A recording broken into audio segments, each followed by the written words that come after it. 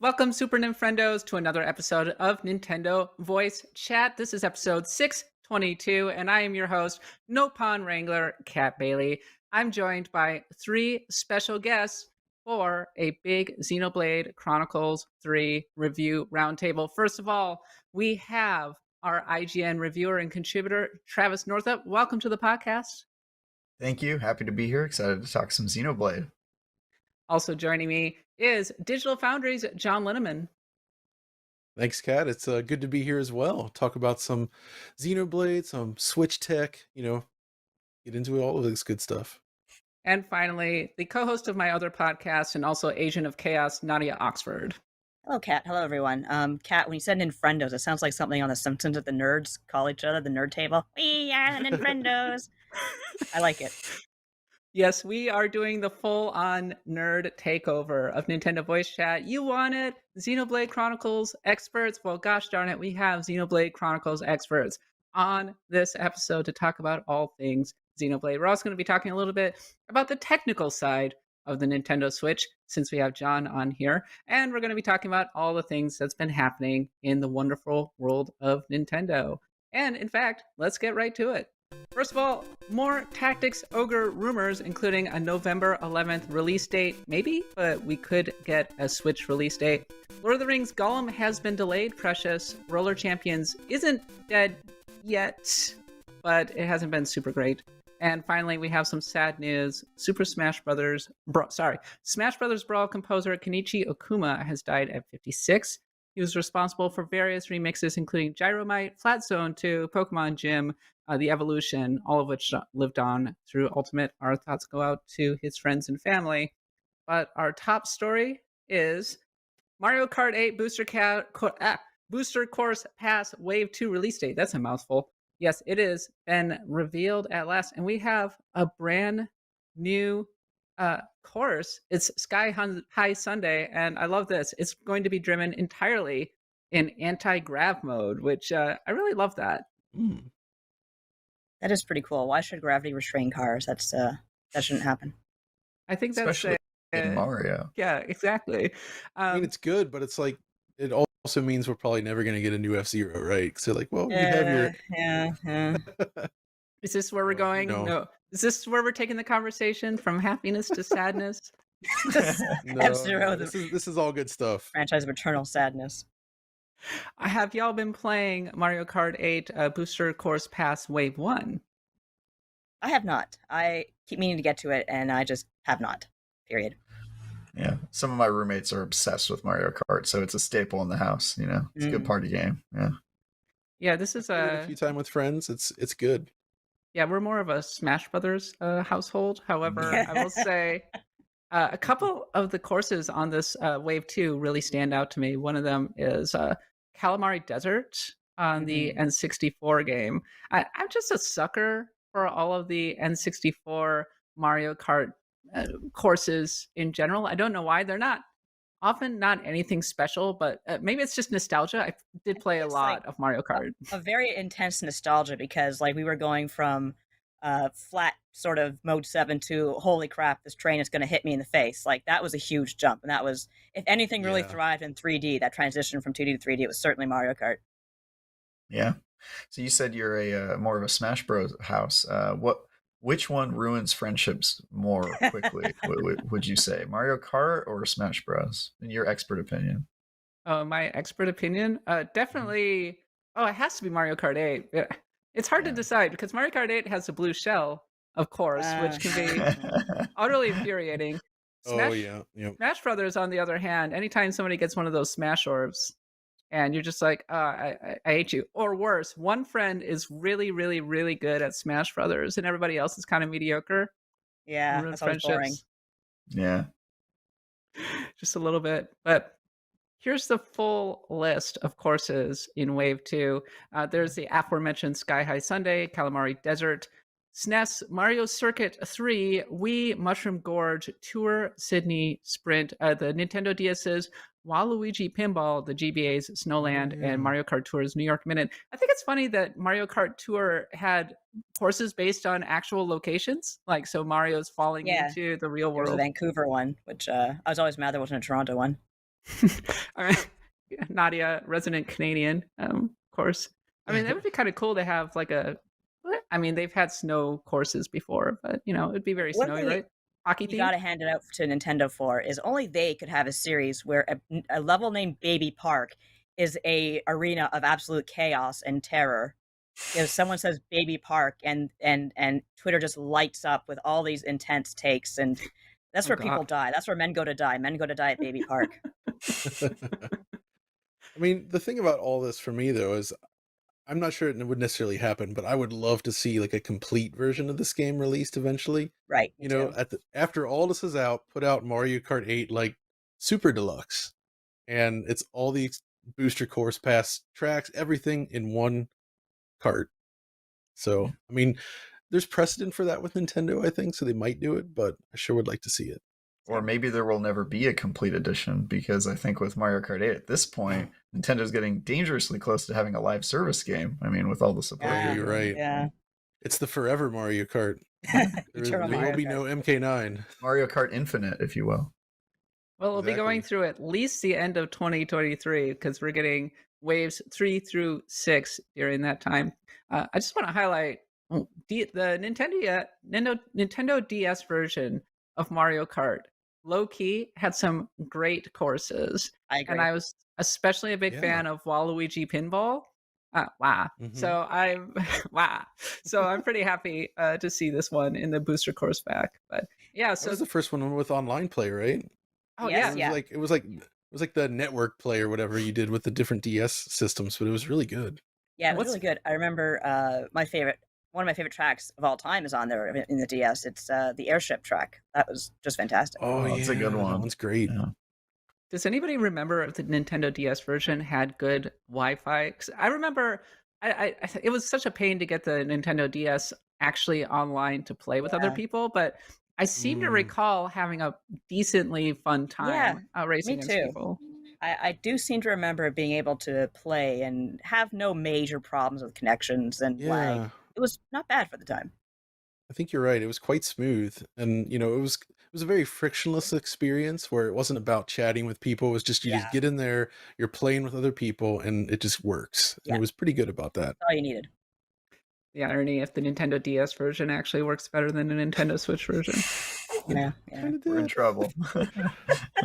There's your obligatory shot at Nintendo's online service, but it will be available August 4th. The Booster Course Pass is $25. You can get it through the Nintendo Switch Online Expansion Pass. Okay, it's now time for the reason that we are all here, which is Xenoblade Chronicles 3. It is now out on the Nintendo Switch, the big summer release. Travis and John, you both reviewed it.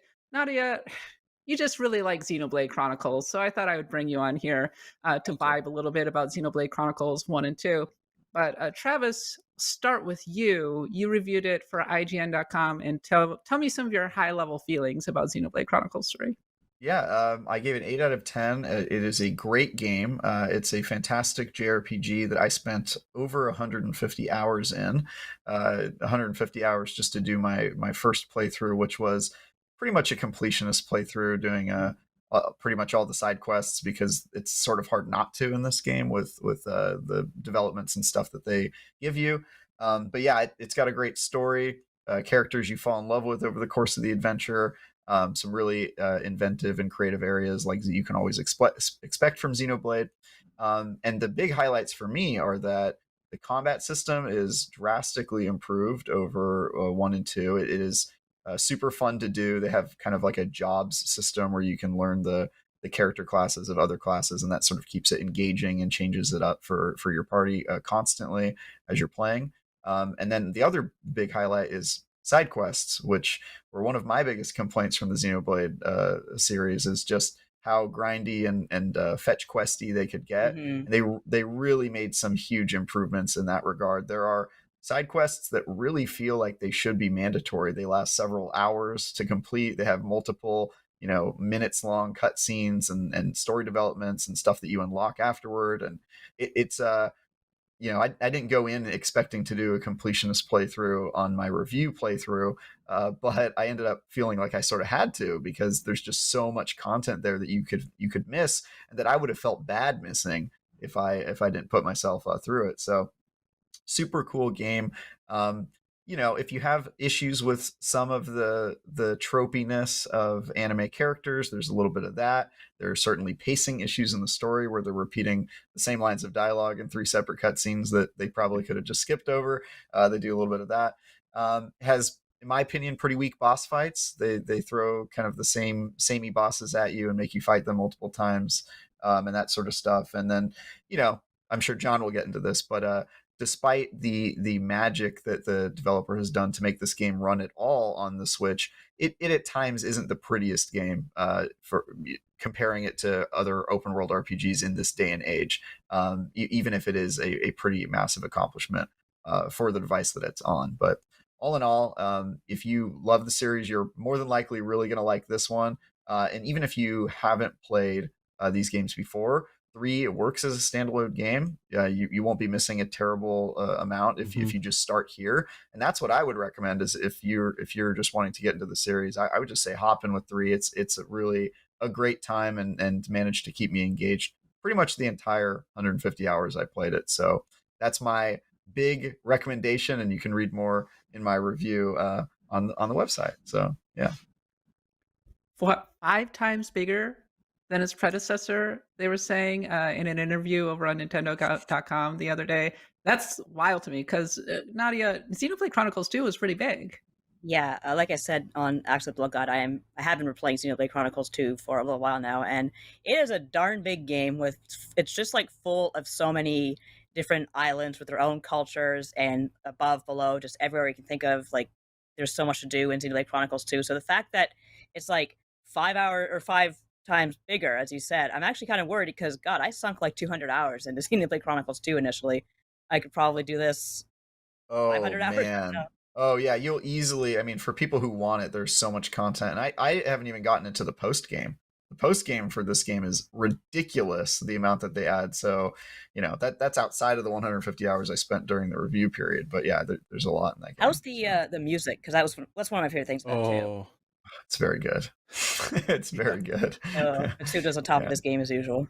Yeah, it's quite good. I saw some people were worried about the incorporation of flutes, because it's such a big part of the story, and I think a developer commented on the fact that they're trying to work flutes into a lot of their soundtracks, and people were worried it might be samey.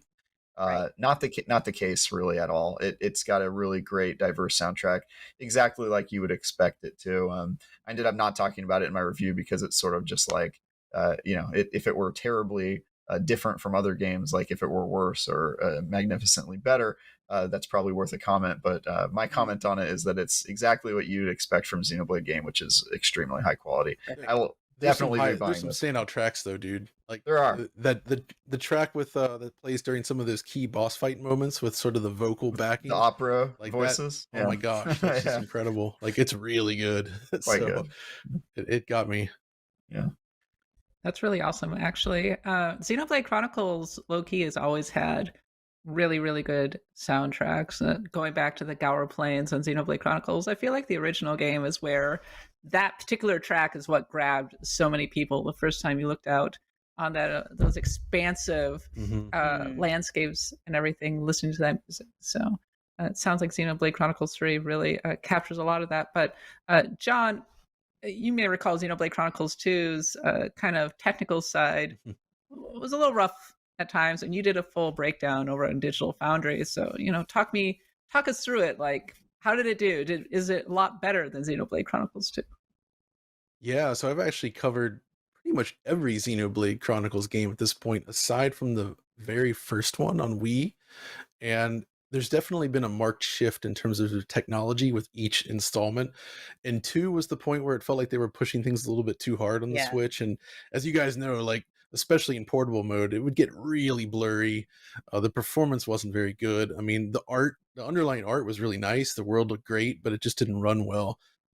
And it feels to me like with this third game, they took a lot of that criticism to heart and really put a Mhm. lot of engineering effort to try to overcome this stuff as best as they could.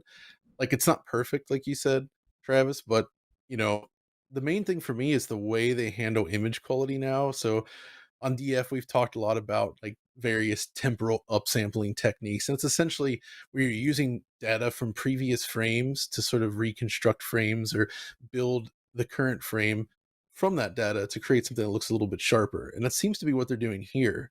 So even though the resolution isn't actually much higher than Xenoblade Chronicles 2 on average, it looks a lot sharper, Yeah. especially in portable mode. Like, portable mode is actually beautiful now, whereas in 2, I thought it was generally pretty bad. So that It passes. You can see right, sometimes. especially on like the Switch OLED, which has an even bigger screen, Yes, which right? I It's like have. you're blowing it up even more. Exactly. Yeah, So yeah. it's good for the colors, but not for the clarity. And here it's much, much sharper. Although then performance wise, it's actually kind of in line, I guess, with their prior entries where it's mostly 30 frames per second. It does drop during a lot of the battles.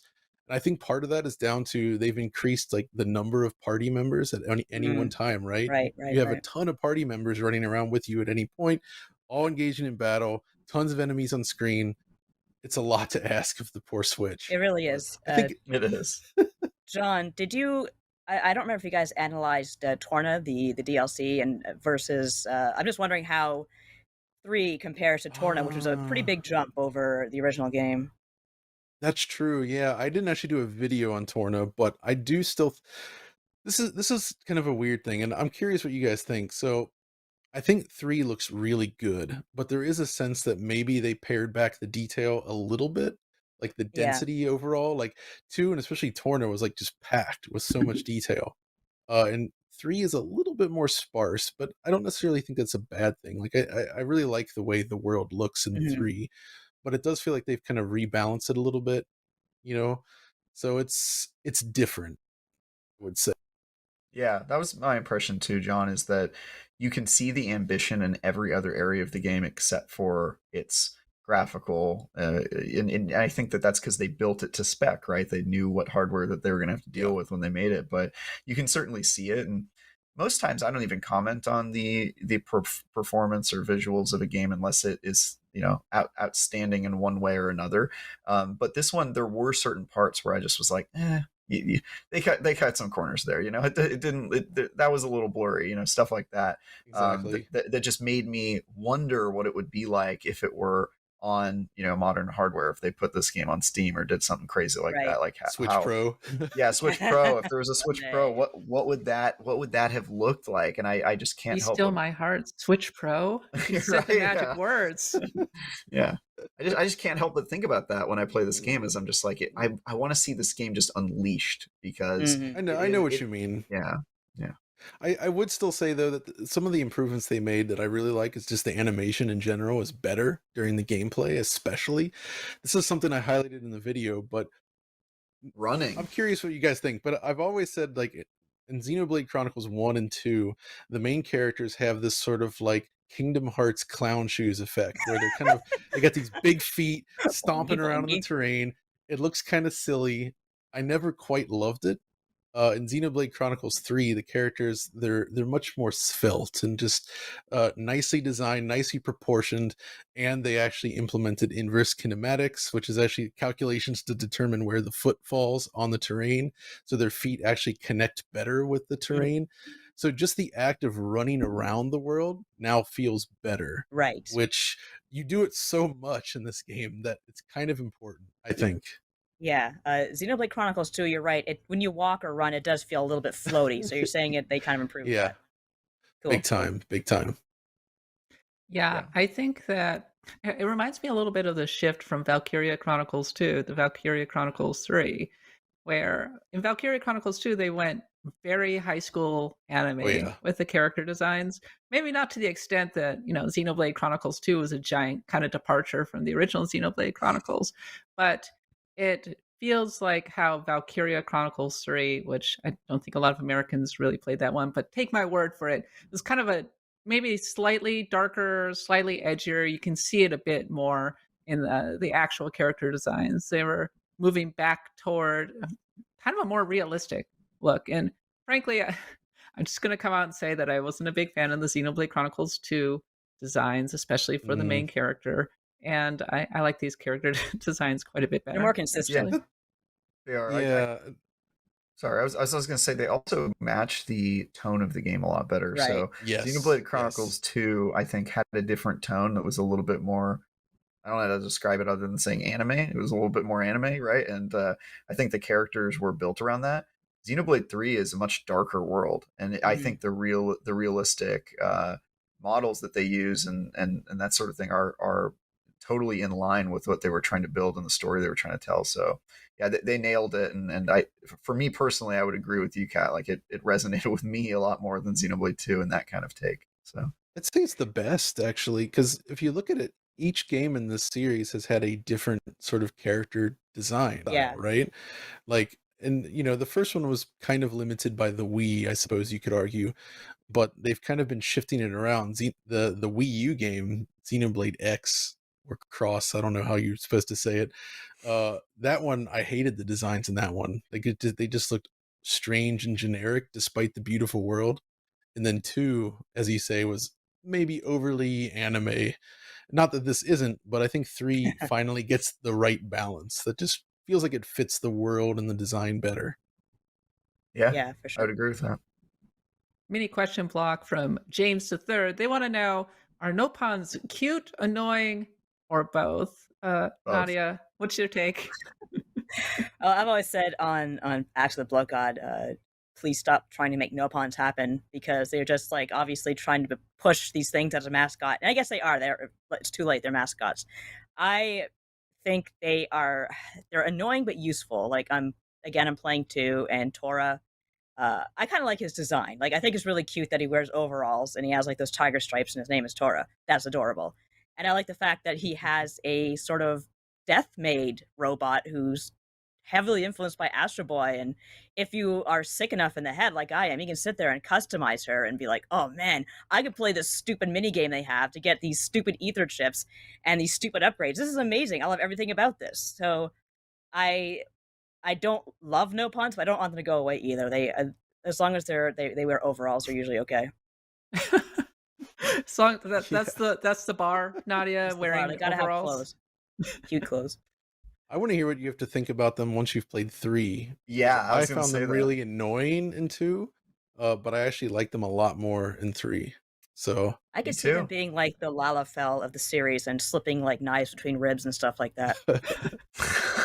They don't go that route, but I would say No. like they have a more like you know how in the first game they were sort of all congregated in a village and they had like a purpose of like, oh, this is a village of like strange people. Yeah. I feel like they use them yeah, they use them more kind of thematically in Xenoblade 3. So when you see an Napon, which by the way I pronounce it Napon, some characters in the game pronounce it a different way. It's really hard to know. I've heard there's controversy. Yeah, me too. But yeah, I think in this game when you see them, like I think of them as like kind of dwarves. Like most of them are merchants, and they have like a very specific role in the world that is a little bit like Lord of the Rings-esque.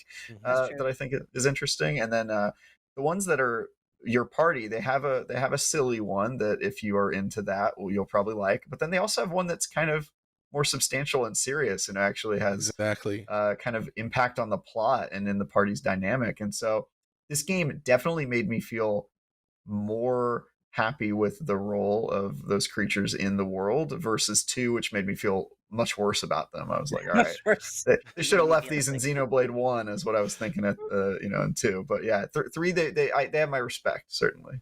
That's good. I like the idea of there being kind of like a more dark Nopon. Like I always liked in Narnia, you had Repeat Sheep, the mouse with the sword. Like you could stab you in 2 seconds flat, but he was a cute little mouse. So I like cute things that are deadly. Good to know. Yeah. Last week on Nintendo Voice Chat, we had Reb on to review Live Alive, another RPG that is now available on the Nintendo Switch. It's a crucial difference between Live Alive and Xenoblade Chronicles 3. One is that Pear likes Live Alive. That's a big one. Also, one is much shorter than the other. Live Alive is like 20 hours thereabouts. Xenoblade Chronicles 3 is an absolutely horrifying length, but also quite a bit more ambitious. So I'm wondering, is the length of Xenoblade Chronicles 3 a little bit of a deal breaker?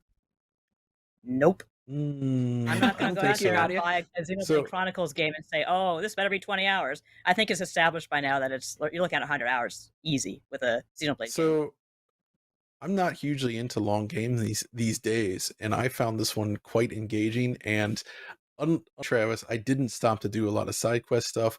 I Oh, was very much mainlining it, and I had a great time just doing that. And I feel like it's, you can definitely finish this under 100 hours for for sure. sure. And so it's still quite long, I would say, but it doesn't feel like it overstays its welcome necessarily. And I never got, so the problem, I guess the real issue with long games is if they're just padded out, right? Like that's one of the Right. reasons I don't like modern Assassin's Creed games, because I feel like they're just full of just pointless stuff, just designed to expand the length of the game. But somehow they managed to cram in enough interesting stuff that just kind of keeps going. There's enough of a carrot to keep you moving forward in this. There is. But if yeah. you want, you can stop and do a lot of stuff on the side and really explore the world, and you can make it as long as you want. So Yeah, I would say this game does have some padding. Your question of is it a deal breaker? I think will vary greatly depending on whether you're a peer of the world or if you're like me who likes to really dive in and get in there and just spend a lot of time in the world. But there's some padding certainly. There's points where like I said, they repeat kind of the same ideas in multiple cutscenes, and you're kind of like, all right, I get it. Let's move on. They make you fight the same boss a couple times, and you're like, all right, I get it. But overall, it does enough, and they packed enough in the world and the game mechanics that I never really got to a point where I was just like, all right, I'm done with this game. There are a few beats in the story. They have a very the end of Wind Waker when you have to go get all those Triforce pieces. Oh, There's God, a yeah. part. Yeah. There's a part of the game that made me feel a little bit like that, where they're like, all right, before this big event, why don't you go and run around and collect pieces of scrap metal? And I was like, yo, please, Why don't they not not do this. But there's not a ton of that. So I would say, especially compared to Xeno 1, which I would argue kind of requires a lot of grinding in order to gear up for the final bosses and all that. This is much more mild by comparison. But if you're not into big RPGs that are probably going to take you like at least 80 hours, then yeah, probably not for you. Probably not your thing. Sure. I hate them. No, just kidding. I joke.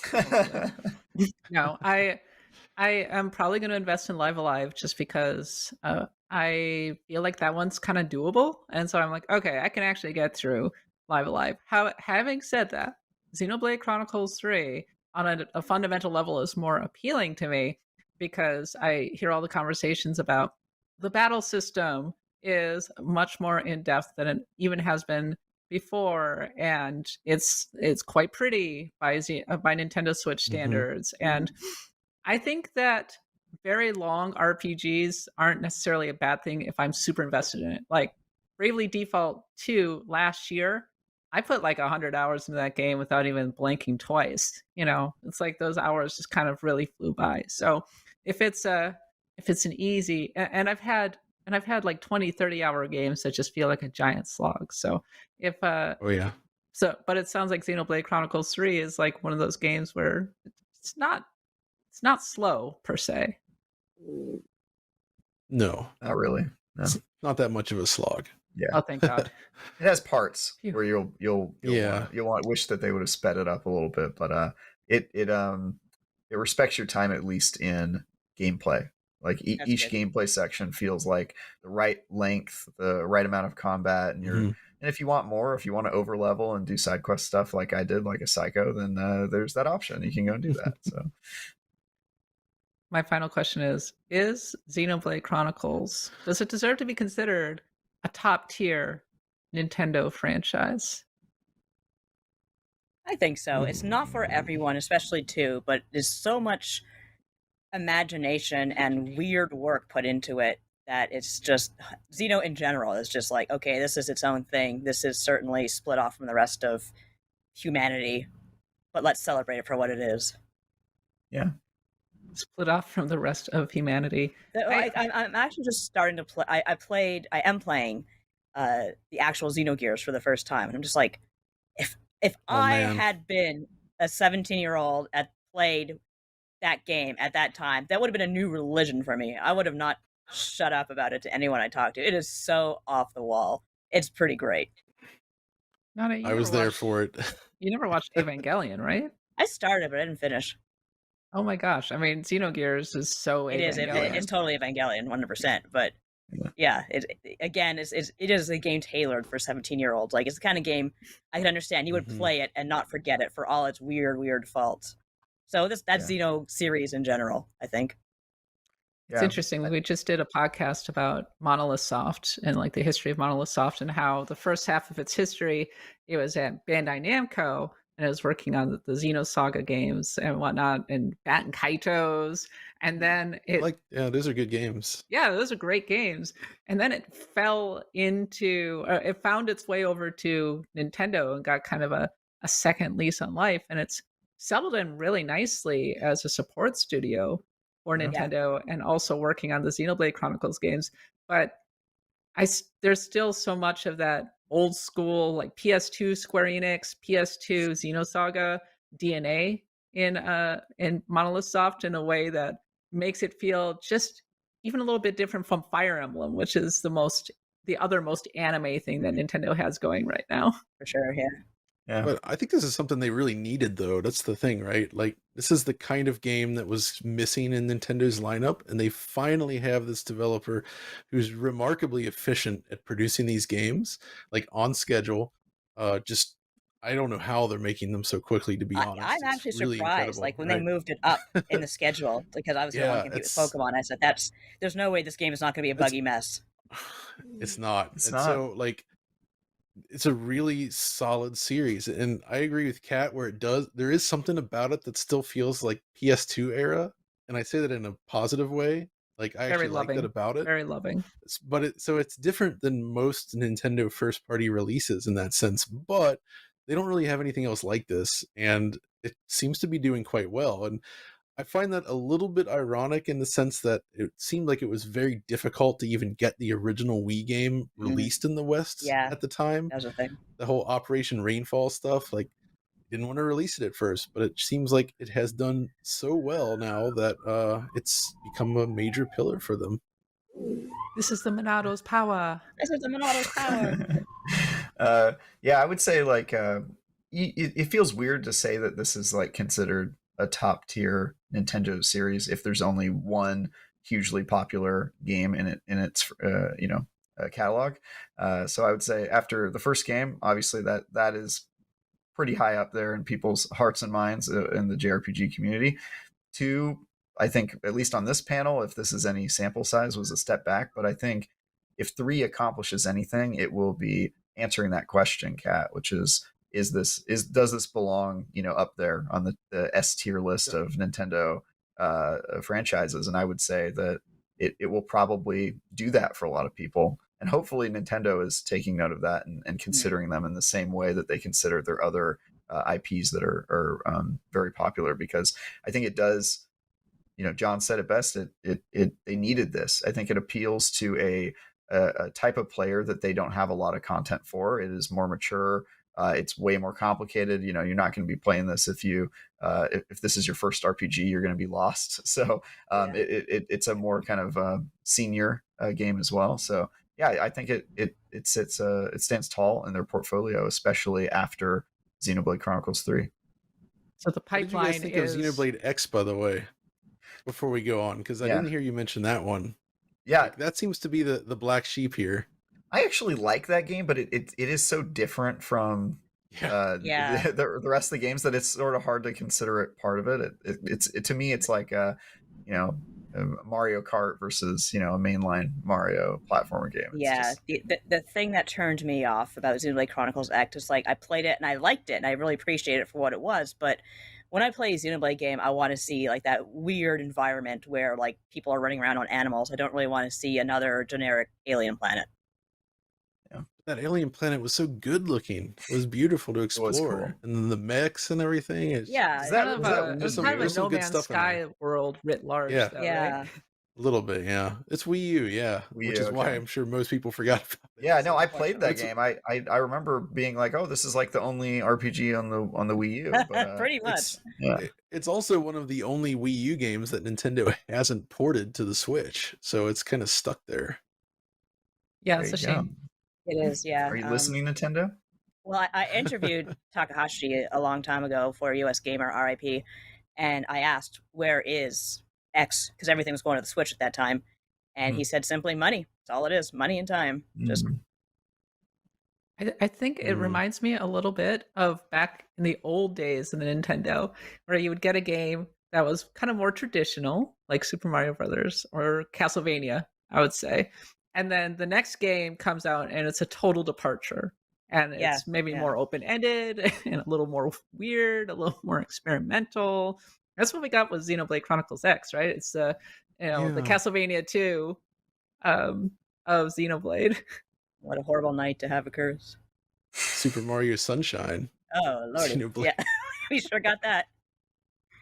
But I mean, I admire the inventiveness of Xenoblade Chronicles X, and it was cool to explore this world, but it always felt slightly like it had all of these concepts that were never quite realized. I felt like with Xenoblade Chronicles X, I kind of prefer the more traditional takes, and I still like Xenoblade Chronicles 1, actually.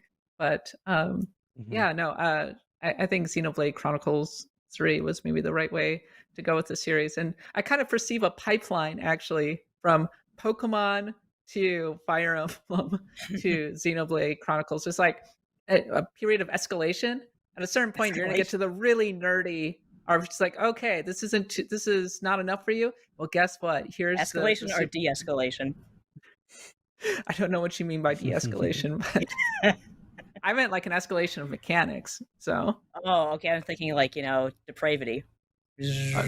which one's more anime? I think Fire Emblem's more anime than Xenoblade That's a Chronicles. good question. These days, I think it is now. Maybe the older Fire Emblem games, not so much, but Three Houses and everything. Oh, Three Houses, absolutely.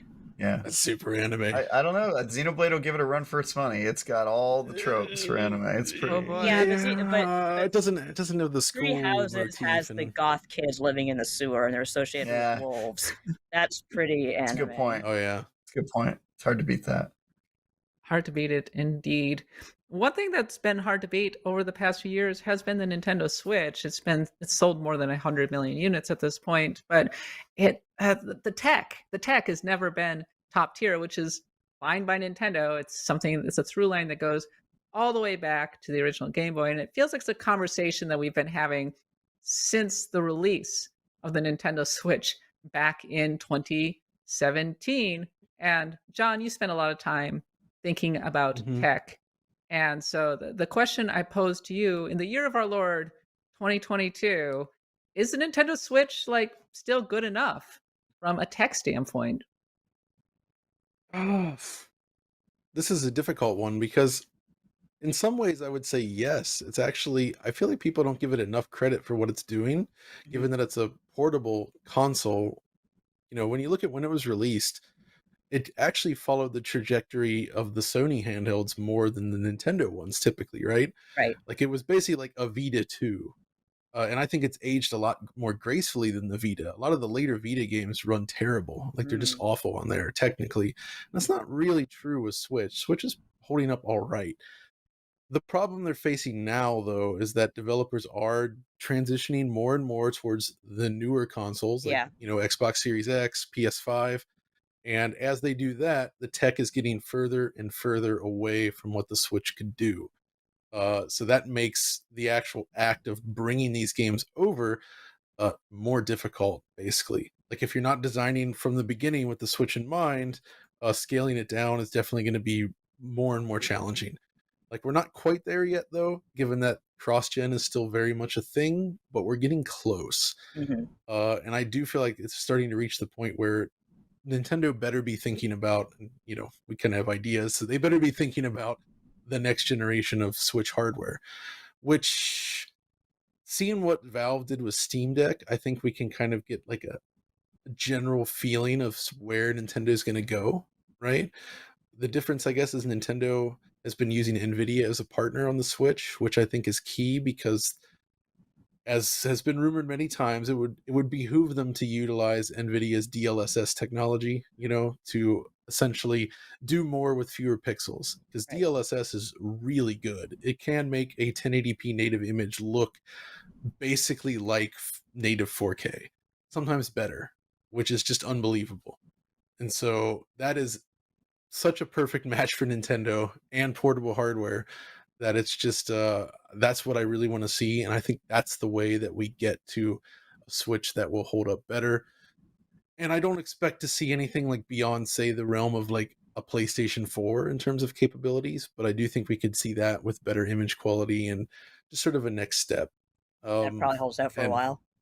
yeah, and I think that would be fine because the thing about Nintendo is they're really good at, specifically Nintendo itself, they're really good at utilizing every last drop of hardware to do very special things. Mm. They understand they have their priorities straight. They typically go for high frame rates, 60 frames per second, and when they don't, they at least deliver a stable 30. They kind of tailor their visuals within the spec of the hardware and let their strong art direction drive it. I mean, how many big Switch games from Nintendo are 60 frames per second? Like, a lot of them are. Not all, but a lot. And that's actually pretty darn impressive. They have a better track record for hitting 60 than Sony and Microsoft did last gen. Not this gen so much, but last No, time, maybe not. right? So, uh, you know, so given that, yes, we do need some new Switch hardware, I think, going forward, obviously. But I do think the Switch as it is now, especially when you see the OLED model, holds up really well. Like, the Steam Deck is more powerful, but the Steam Deck is so bulky, the screen is so low quality that when you pick up a Switch OLED, you're playing the right games. It actually kind of feels better just due to the higher quality screen, Mm. Oh man, John, you are speaking my language because I brought my Steam Deck with me down to Comic-Con, and well, it wasn't a terrible experience. I figured out that you Yeah. can turn on FSR, and actually, maybe this is a placebo effect, but it feels like it's helping. But when Oh I'm yeah. playing a game like Stray, a game that I feel like should be able to run on the Steam Deck, but I'm getting hitches and that kind of thing, and it doesn't feel entirely optimized, I'm like, come on, come on, Steam Deck, you're supposed to be, what am I supposed to do Well, here? Like, you're supposed to be a super powerful handheld that I've spent like $1,000 on, but you can't even handle freaking Stray, a game that yeah. the Nintendo Switch totally could. Come on. The thing is, though, is you're actually bumping up against what we on DF have termed the stutter struggle. So Alex, our PC guy, has been running into this. Basically, every game that's powered by Unreal Engine 4, every game without fail, except for like maybe Gears 5, every Monster other game Hunter. has no, Unreal Engine games specifically. Mm-hmm. Unreal Engine games on the PC have this issue with compiling shaders that causes stutter no matter how fast your PC is. Mm. And it's sort of bringing up this issue where a lot of PC releases these days are just not performing as well as they should. They have issues like this, even though the hardware is technically a lot more powerful than, the consoles.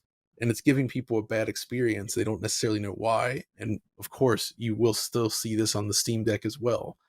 And Unreal Engine games typically don't exhibit this problem on consoles, right? So they may not have the top end performance, but they have their own advantages.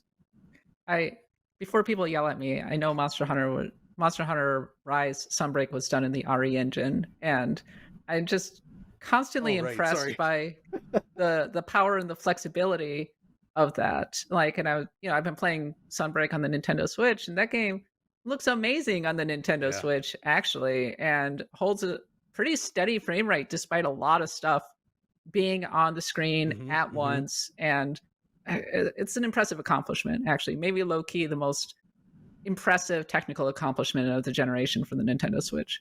I mean, RE Engine in general was awesome. I mean, it looks fantastic. High frame rates, beautiful graphics. They got it running on Switch now with this. Monster Hunter looks amazing on there. Yeah, I agree completely. It's a showpiece title for the Switch. I think it all Yeah. comes down to what the studio can do. Like, Nintendo's really talented at Monolith. Soft is apparently very talented at getting everything out of the Switch. We've talked many times on Actual Blogout about Dragon Quest 11S, which just runs Oh yeah. incredible on the Switch. That's So another Unreal one, though. which is Was it interesting. Unreal on the Switch? I thought it was built back up. From Nope. Really? It is Unreal on the Switch, and in fact, the Xbox and future versions of it were all derived from the work done for Switch. So that's why they actually had slightly lower fidelity visuals, Worth it which for was the content you worth get, it though. for the content. But you know, I was going to say the RE engine is everything that EA ever wanted Frostbite to be, but never was. I mean, Or Yeah. Frost. this right? super powerful, flexible engine with great tools that can do a variety of genres on a variety of platforms. Like Yeah. EA never figured out how to get Frostbite really going on the Nintendo Switch. I think that FIFA was always on the previous generation engine from the Xbox One and the PS4. And meanwhile, Capcom's like, oh, just put anything in the RE engine. It's going to look incredible and run really well. Yeah, it sure does. It's fantastic. So maybe what it comes down to is not so much the raw power of the handheld, but just how flexible and strong your tool set is. If you have really good programmers. Mm-hmm. And just your targets in general. Like I've always kind of pointed out, if you look back at like Super NES and Genesis days, right? Most games on those systems are 60 frames per second. They're simple 2D pixel art games, sure, but they're super fast and responsive. You can do that. You can do 60 FPS games that look good artistically on the Switch without a problem. It's totally feasible to do. It's way more than powerful enough for that. It's just about the targets that the developers set. Right. So always worth keeping in mind when talking about whether hardware's good or bad. And from my eyes, when you look at the history of consoles as a whole, the Switch is kind of a miracle. It's a very impressive Yeah. device. And I think people are way too harsh on it, and it doesn't deserve that. Aw. Well, Agreed. there you have it. John Linneman. The Switch is kind of a miracle. Go ahead, Travis. Yeah, I agree. I think the question of is the Switch powerful enough, right, is a matter of what type of games are you trying to make for it, Right, and what does Nintendo want to do in terms of audience? Because I think Nintendo, they're just trying to get Switches into your house, and at the current price they're selling it at, obviously it's doing extremely well, and I don't think Nintendo has any problem continuing to do exactly what they're doing today without a Switch Pro, because I think then you're competing with a market that maybe would rather just get the Steam Deck or play a console or build their own PC and that sort of stuff. And I don't think Nintendo is trying to get that player right now. And I think they're totally fine with the market that they have. I also just wouldn't claim to guess what Nintendo is going to do next. I wouldn't say, oh yeah, Switch Pro 100%. This is a company that they march to the beat of their own drum. They could, completely come out with a new console that has 3 screens on it, or sell you an action figure that is a video game console, or who knows what they're going to do with their next generation. So but that's sort of the fun of Nintendo. That's the joy of them, is that they mix things up and they do things that the industry isn't expecting, and they also serve a market that I think is underserved in the games industry. So yeah, I'm totally happy with my OLED Switch, and games tend to look pretty good on it when they are the right games. And so, when you're making a game, The thing is, though, is I do kind of feel like Nintendo's sort of stumbled into their perfect form factor here, in the sense that this covers both the portable space and the console space, because for years they were dealing with this issue of dividing up their development resources between their handhelds and their consoles, right? Yeah. Now that they have them consolidated and they're making for one platform, I can't see them ever wanting to go back to a split format, right? I don't think they ever will. I think this is the future for them. It's just this kind of model. It's a breaking news. Nintendo decided they're not doing that. They're going back to the Wii U now. We're gonna get this Wii U Switch thing U done is this on way. the way. Yeah, they could do it. Who knows? the Wii U is back. They're always keeping us That guessing. horrible plastic console sized controller. Hey, it was watch out. better Wii for U Mario stands Maker. are going to come get It you, was. Nadia. It was It much was. better for Mario Maker. Also, Nintendo Land, so underrated as a game. Oh, so man. underrated. you're right. Oh, I it was agree. so cool, and, Legit awesome. It was you couldn't do that with the Switch because you need both screens. So That's true. It had its benefits. It sure did. John, what did you make of Mario plus Rabbids 2 and I think there were reports of assets being in like 4K and that kind of thing. And there were people saying, wow, Yeah. it looks better than what the Switch could possibly do. Like, what was your takeaway from that? I don't think it looks better than the Switch can possibly do at all. Uh-huh. But I do know that 4K assets like screenshots and stuff, that's something Nintendo does somewhat regularly. Like there was 4K shots I've seen of Xenoblade 3 as well. We know that's not Not happened. possible. Yeah. So I mean the visuals look nice in Mario Rabbids 2, but I don't think it looks anything beyond what you would expect from the Switch. And honestly, they're using a fantastic engine there. It's the same one that was used for The Division. So Interesting. they did great work there with the first game. So it stands to reason that with all this time they would have further improved it, right? So, and I don't think that they would be announcing this as a Switch game if it wasn't running on Switch, right? Like even if they were like hinting at, oh yeah, this is also going to work on some unannounced console down the line, which who knows, maybe it will. They're not going to be showing it not running, or they're not going to show something that couldn't run on the regular Switch. Kind of like when Breath of the Wild was first revealed, right? They showed it on Wii U because they hadn't announced the Switch yet. Right. Yeah. And we know it came to the Switch, of course, but it was still perfectly fine on the Wii U. So, whether there's a new machine for this or not, I don't know, but I think what we're seeing here is completely in line with what the Switch can do. I think so, yeah. What is the biggest thing holding back the Nintendo Switch right now? Ooh. Online. I think online's a big thing, yeah. Nintendo just has so many opportunities. Like, I shouldn't really praise the company for not making, like, games as a service games, but when you look at, like, something like Mario Kart, here's some new tracks. Oh, well, it's about time. This game has only been out for 10,000 years, and you're only now adding tracks, lots of tracks, to be fair, to a game that's been wildly popular since the release of the Switch, since the game's released on the Wii U even. Like, it's probably the best game they had in terms of sales. So stuff like that, stuff like Animal Crossing, like they just did not handle that the way they could have. They could have, like, we could still be getting regular content drops and people will be playing the game like crazy, but that's just not what they do. And they could, but it's such a paradox because, yeah, this Nintendo could do this and make $10 million, $10 billion, but they're Nintendo and they do their own thing, and that's what makes them Nintendo. They're frustrating. It's a frustrating relationship. See, I actually like this. I'll be honest. I'm not a fan of online gaming. I don't like the direction the industry's going with digital stuff. It's Right. not for me.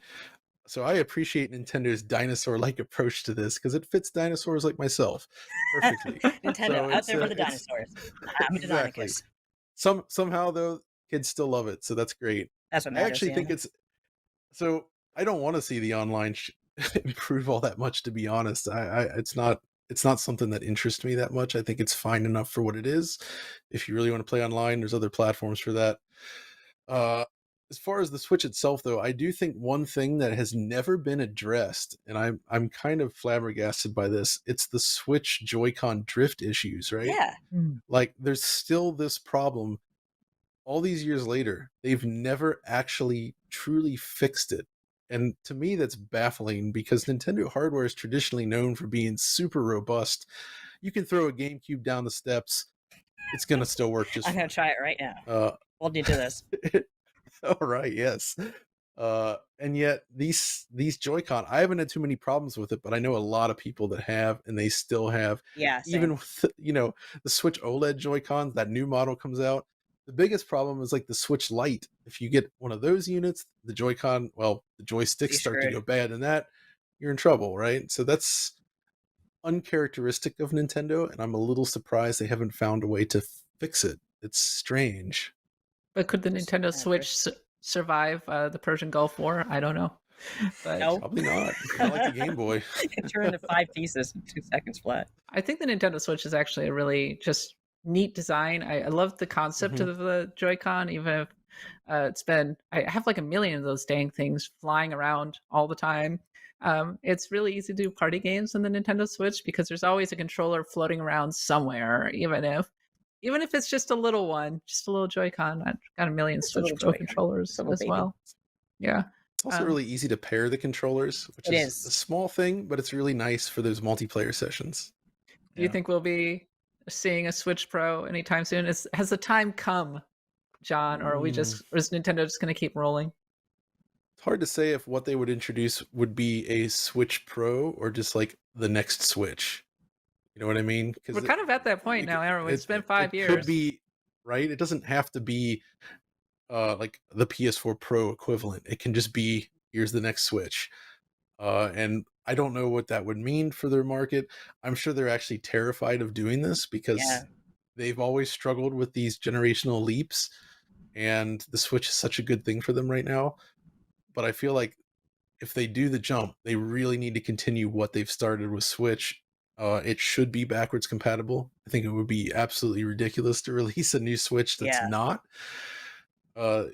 given how much people have invested in this platform. So, you know, I do think obviously they're working on something. They would be foolish not to. There is something in development. We don't know what it is yet. We don't know when it's targeted for release, whether it's just, another Switch model, which I feel like the Switch OLED should have been the Switch Pro, especially when you look at it from the perspective of their prior handhelds, right? Yeah, Where they've always yeah. done those upgraded models, right? Like the new 3DS and such, and more powerful hardware inside. So I'm a little surprised it didn't actually happen last year. And now I think it's probably too late for just an upgraded model. So it's probably going to be I something new. think that COVID threw a wrench in their plans real hardcore. Yeah, that's probably more accurate, I'd say. Well, one way or another, we have a pretty solid holiday in store, I would say, with Xenoblade Chronicles 3, and then of course Bayonetta is coming out, and Pokemon, which is going to be anchoring the holiday season. So Nintendo Switch just keeps trucking right along. All right, it's time now for Question Block, America's favorite segment. And we've got a bunch of question blocks for you. And the first one is from Brian Valentine.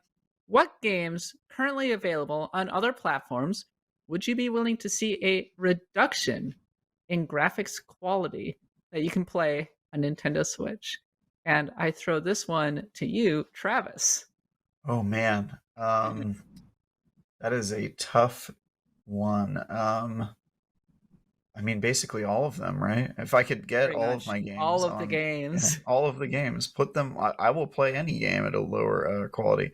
Where's some games? Sorry, I've been in my brain playing games that aren't out yet with Xenoblade and a few other things I'm working on. So my head's in that. Like, what games am I playing now? I'll go with Destiny 2. Ooh. I'll go with Destiny 2. You can already play it on the Stadia. It's been out for a long time, so I'm sure the Switch could run it. And if it ran at a lower quality, but again, it's the question is online and can it work? And Yeah. can you do voice chat in the Switch and all that stuff? And I would probably, my use case for it would more be when I'm, on the go and I just want to hop on and play something. You can play that game on your phone now, so put it on the Switch. Why not? It's funny because you can play practically everything on the Nintendo Switch at this point. Even Pretty much. long wanted ports are finally Yeah. making their way over. How about you, John? So thinking about this, one game I'd really like to see in the Switch is the Halo Master Chief Collection, because I feel like those games would actually look and run very well on Switch, for one, and two, it would be such an awesome local, like multi-Switch kind of multiplayer game, both in co-op or just in deathmatch. You have your friends, you each have a Switch, play co-op together on that thing. Would be a ton of fun and work extremely well, I would say. So that's one I would really like to see moved Switch over to Halo the Switch. LAN party. That's Right? Yes, that's Like, the way. It That would is be, the it would way. be fantastic. Like, I think that Microsoft kind of missed out on that. It would have been a fun thing that I don't think would have eaten too much into their own system sales necessarily. Beyond that, though, it starts to get tricky because you kind of have to weigh how much you're willing to sacrifice, right? Like, do you really want to put that on the Switch or not? I feel like most of the games that are suitable for the Switch are coming to the Switch already. Pretty much, yeah. And then the really high-end stuff, you're not going to bring that over, I think. No Assassin's Creed on the Switch. No, I mean, I guess you could see, like, Capcom's all the Resident Evil games as of late. Like, those haven't been ported, right? Like, I don't think there so. was the cloud version of 7, but given how RE Engine is performing on Switch, I think they could do a decent version of those games on there. So that would be fun to see, and I know a certain person that would be really into that as well. So As long as it's not the cloud version. no, please, Yeah. no more cloud No, versions. no cloud please. versions, please. Those are I'm not going to bad. touch them. Those are so bad. Don't do that, please. How about you, Nadia? I largely agree with what John said, but just I guess put Final Fantasy 14 on there, ruin my life further. Why not? Sure, why Just not? play it on the go, destroy everything I know and love. We said online wasn't a concern, but then we got 3 online games as our answers. Yeah, Halo, we're all hypocrites here. Welcome to Hypocrite Hour. I guess the question is the age of the impossible port over? Because we were kind of mulling over what we wouldn't mind seeing coming over to the Nintendo Switch with so many of the most powerful games. Like, okay, so I own a Steam Deck, as I may have mentioned, and when I look at the games that maybe could work on the Steam Deck and not the Nintendo Switch, Doom 2016, a game that was ported to the Nintendo Switch and ultimately was fairly good, but I would rather play on the Steam Deck. Or the God of War, or Horizon Zero Dawn. Both of those are on the Steam Deck, and I'm kind of like, I'm intrigued, and I wouldn't mind playing these games. But so many of the games that I own on Steam Deck are like, if I can also get this on Nintendo Switch. It's like whatever. Yeah. It's kind of a funny situation. Even games like that you wouldn't have expected to make it over, like Witcher 3, ultimately did. That one's crazy. That's a good port too. That's really impressive. Yeah. I mean, given that, it would be interesting to see them attempt Cyberpunk 2077. Oh boy. Just out of a pure curiosity thing, I would like to see what they could do there, but I don't think it would be anything that they'd want to ship. So randomly exploding cars and handheld. Yeah, that would not be good. So probably. Why is my Nintendo Switch on fire? Oh my god! Just trying to load up Night City would probably melt the Switch. Swear to gosh. It would be bad. It would be bad. Nadia, this one's for you. Matt Bates says, my girlfriend and I are planning to get another cat soon, and she rejected the name Samus for our first cat. No.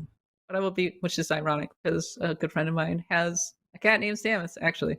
But I will be pushing hard for the next cat to have a video game character name. Besides Samus, one of the best Nintendo characters to name a pet. Growing up, I mean, half my pets at least were all named after either Hungarian swear words or Nintendo characters. So I actually had a rat named Samus. So that's a great name for any sort of animal. Like, it's just like such a simple, good name. I also had Rush, the dog, growing up. That was a great name for a dog, and he was a great, great dog. And I have a cat, Tango, who's also a Mega Man reference. But going back to, Cat hates me because I'm really into Final Fantasy 14. I dragged Eric into it as well, our other co-host. So I would name my next cat Graha Tia if my husband let me. So, because I have a problem with cat boys. But Samus is a great name, and I'm really sorry you weren't able to get it, because I like names that are kind of like, actually, I had a cat, Cammy. See, and the reason I named her Cammy is because she's a tortoiseshell, so she had camo in a way. And she had the personality of Cammy, who was, well, a little bit spicy. And, well, she had real tortitude. So that was also a great name for a cat. And, just get the names that have, like, the double meaning, because those are the fun ones. Another double meaning name I had was my cat, Dante, big black cat. That was, of course, Dante from Devil May Cry. That was Dante from Dante's Inferno, I guess, and also Dante from Clerks, because my husband was watching Clerks at the time, so we named our cat Dante. So yeah, simple syllables, fun names. One of my favorite stories get a teacup pig and name it Ganon. Aww, I actually saw this cosplay once where someone used a teacup pig as a poogle. It was very, very cute, but I hope that pig is now okay, not bacon somewhere. You want to get confusing? Name him after Pokemon? Litten? Litten's a great name. I know I might name my next cat Litten. I think that's a good name for a cat. Or you could name him Mario in a cat costume. I was one story I told on Axe of the Blood God is I was a dog groomer back in the day, and I met a Boston Terrier named Super Saiyan Goku 3. And that's a pretty great name. You can't beat that name, so don't bother. Oh no. It's a great And the name. mother was like, "I'm so sorry." And I said, "No, that's amazing." The more extra, the better, honestly. Yep, for sure. Phil Mansfield wants to know, why is no one talking about Digimon Survive when it's triangle strategy cross Digimon? And I throw this one to the panel. Oh, Travis is raising it. Travis, tell us all about Digimon.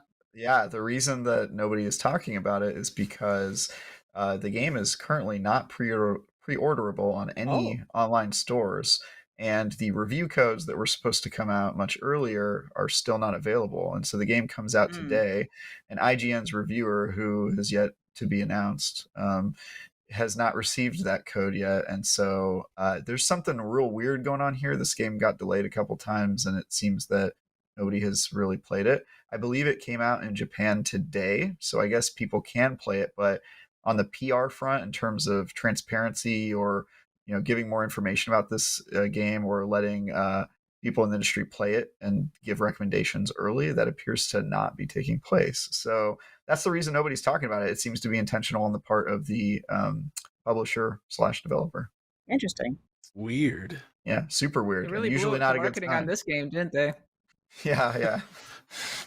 Usually not a good sign. I've reviewed a couple games where we were supposed to get codes and then didn't until after the game came out, and neither of those games in 2022 ended up being very strong. They were fun to review though, so we'll see. But yeah, that's the reason. It seems to be intentional on their part.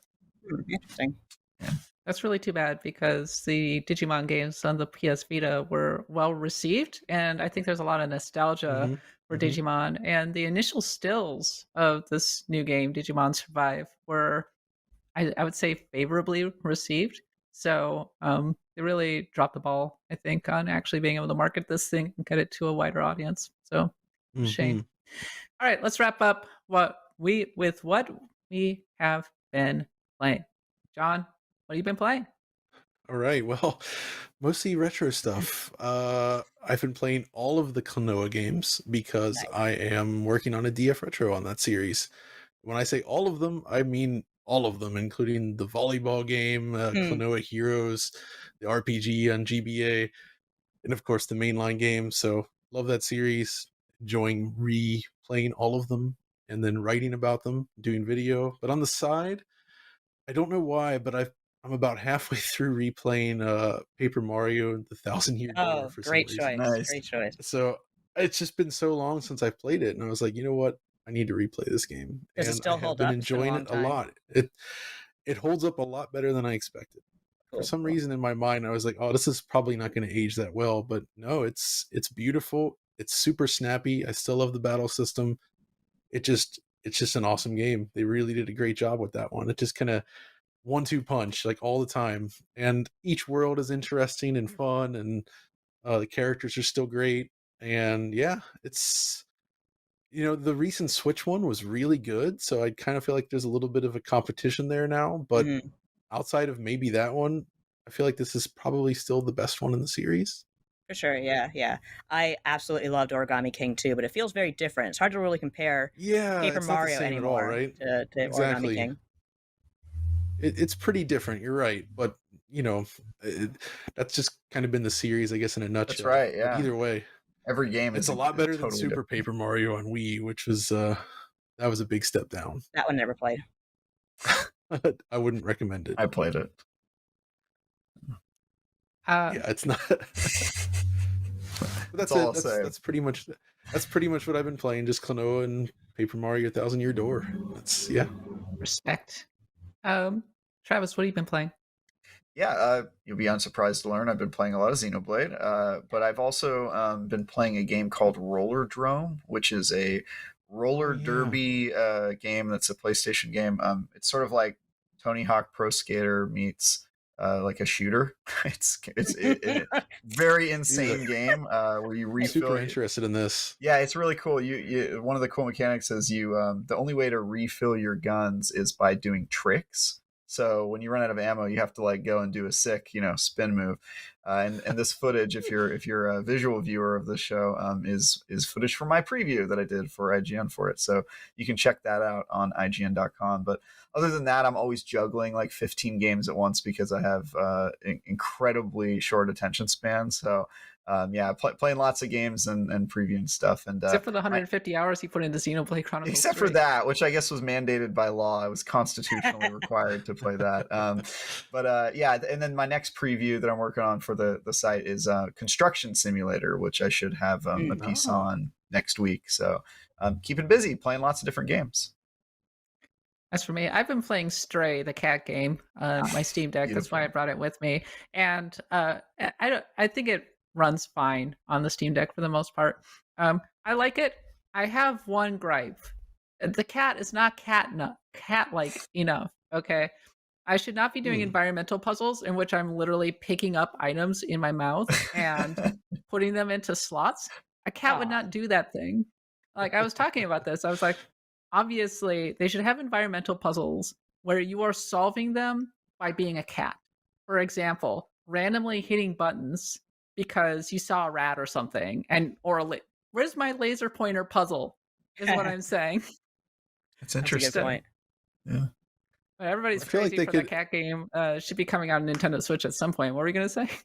I was going to say, if they wanted to make it a true cat simulator, they'd have to make it so that the cat does the opposite of what you want it to do with the controls. Exactly. You press left and he just sits there. Are we watching Doom as a cat? I love that we're watching a Doom mod with Stray. This is amazing. Yeah, I'm like, is this cat being chased by a cyber demon? Am I seeing this right? Now that I want to play. It's yes, that is amazing. Oh my god. Stray very quickly became a meme game because it had the press B to meow button, which inspired choice, practically game of the year just for that. And I do love like scratching at the carpet. I could just do that all day as well. That's my little cat. I'm surprised somebody hasn't modded in press B to Jason into that yet. They have. That already happened. That happened? That happened immediately. It happened the first day the game was out. Yeah. Amazing. I think out of the animal focused meme games, Goose Game is maybe better. Just because I felt much more like an angry goose in Goose Game, whereas in Stray, I'm solving environmental puzzles with a little robot. Yeah. But it's cute. I'm going to play through it. Yeah. So if you want to be more like a cat, you could just refuse to advance the story and stay in the opening area and just kind of chill. Yeah, you've cracked the code. Just stay there, just like room yourself, hang out, sleep. Yeah, find a way to get under the player's foot while they're trying to do something, and because you want to be fed.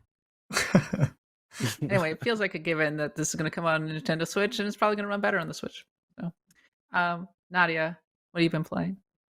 Like I mentioned earlier, I've been playing a lot of Xenoblade Chronicles 2, just kind of going over that again. And weird game, but I still love it, especially that soundtrack. Like everything about that game is elevated by that soundtrack. It goes hard. But also been playing, as I said, for actually Blood God, Xenogears, the original, because I never played it, and it is whacked out, like in the best possible way. Like it is so odd. Yeah, so I'm enjoying that for what it is. It's a little hard for me to play because number one, I'm playing on the Vita, and my eyes, I'm really overdue for a visit to the eye doctor. I can't see the screen that well. And one problem I always had with kind of those 3D early RPGs is swinging the camera around, which makes me kind of ill because with Xenogears, you press L or R, and the camera goes hard. It's either like I'm going all the way over here, or I'm moving like a tiny pixel. And whereas I'm so used to just taking a second control, analog controller, and just adjusting the camera how I want. So it's a little hard to play. It certainly has its retro feel to it, but you can certainly see this is where it all started. Like this is why I am so excited for Xenoblade Chronicles 3. It is just something else. That's it. Well, that's about all the time left we have for this week's Nintendo Voice Chat. Follow us on Twitter at NVC Podcast and submit your question block questions on the NVC Facebook group. Thanks to our friends in the control room, Red on the ones and twos. And most of all, thanks to all of you for hanging out with us. And remember, NVC is the only place you can get the thing. Get the thing.